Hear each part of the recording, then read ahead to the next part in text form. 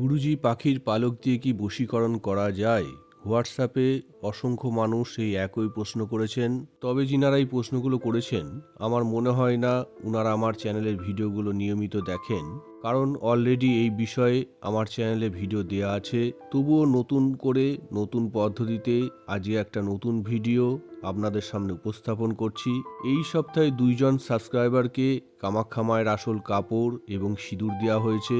বাংলাদেশের Barishal fishery road থেকে তালেব মাসুদ চৌধুরী এবং বাংলাদেশের খুলনা দাসপাড়া থেকে বিবেক হোসেনকে যে কোনো দিন যে কোনো সময় আপনি নিজে নিচে পড়ে থাকা একটা যে কোনো রঙের কাকের পালক সংগ্রহ করবেন।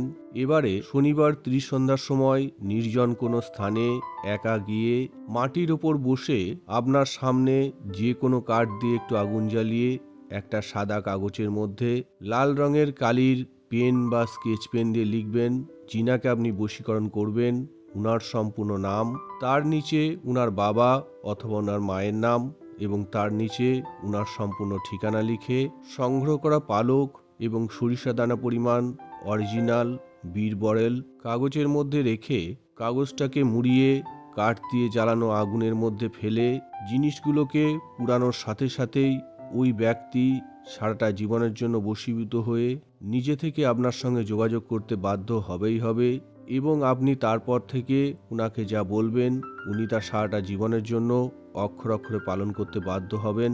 নিরিবিলি স্থানে গিয়ে এই কাজটা করার সময় কেউ যেন আপনাকে দেখতে না পায় বা এই কাজটা যে আপনি করতে যাচ্ছেন বা করবেন এগুলোর জন্য কারোর সঙ্গে আলোচনা করা না হয়, অন্যথা কাজটা করে কোনো সফলতা আপনি পাবেন না। তো বন্ধুরা, যদি কোনো কারণে আমার সঙ্গে যোগাযোগ করার দরকার পড়ে তাহলে সরাসরি ফোন না করে ভিডিওতে দেওয়া আমার হোয়াটসঅ্যাপ নাম্বারে সংক্ষেপে ভয়েস মেসেজ পাঠাবেন।